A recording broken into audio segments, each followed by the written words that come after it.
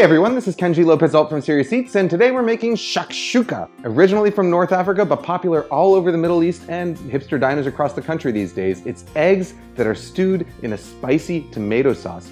Very simple to make, very fast, very healthy, very filling, very easy, very delicious. It's something that every cook should have in their arsenal. It's one of the most versatile dishes around, and here's how we make it. I'm cooking this in a cast iron pan, and you might be thinking to yourself, tomatoes and cast iron, they don't really mix.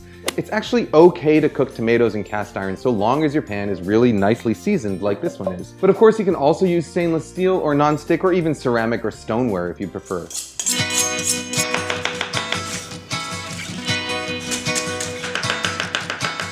Start by heating 3 tablespoons of extra virgin olive oil in a skillet over high heat. Now as soon as it starts shimmering, add a sliced onion and a couple of sliced peppers. I like to use a mix with one small hot pepper like a Fresno or jalapeno and a milder one like a bell or horn pepper. Some shakshuka recipes recommend sautéing only until the vegetables are softened, while others recommend deep caramelization. I like to take a different approach. Rather than constantly stirring the vegetables, I spread them into an even layer, then let them sit, giving them a few gentle folds only after the vegetables on the bottom have charred slightly.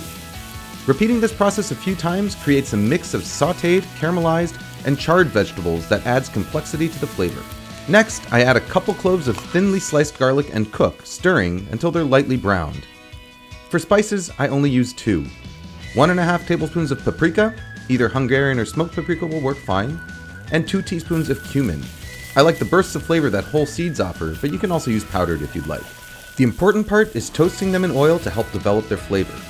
Now as soon as they're fragrant, add a 28-ounce can of whole peeled tomatoes. Canned tomatoes are more reliably ripe than fresh tomatoes, and they work very well in stews and sauces. I like to use whole tomatoes rather than diced so that I can control their texture. My favorite way to chop them? Directly in the pan using a pastry blender, though you can also break them down by squeezing them through your fingers in a bowl before adding them. Now stir it all together and bring it to a simmer, letting it stew for about 10 minutes to concentrate flavor. Add a handful of chopped fresh parsley and cilantro, then season to taste with salt. Now it's time for those eggs. Using a spoon, make an egg-shaped well close to the perimeter of the pan, then break an egg directly into it. If you're worried about bits of shell, you can break the egg into a bowl before transferring it. Spoon a bit of the simmering sauce around the whites to help contain them and partially submerge them. This is going to help the whites set a bit faster than the yolks. Repeat the process, working around the pan until you've added as many eggs as you'd like. You can fit around 6 into a 10-inch skillet. Now cover the pan, reduce the heat to the bare minimum, and let the eggs cook until the whites are set but the yolks are still golden and soft.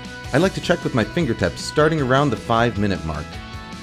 You can serve the shakshuka as is, or you can customize it by topping it with intense, salty garnishes like oil-cured olives, sautéed cured meats like sujuk or chorizo, or crumbled feta cheese.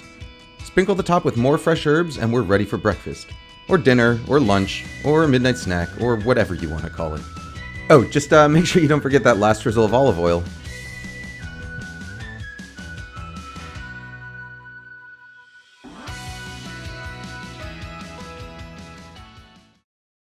More or less, it's fun to eat, it's fun to say, everything about it's great, let's just do it, alright?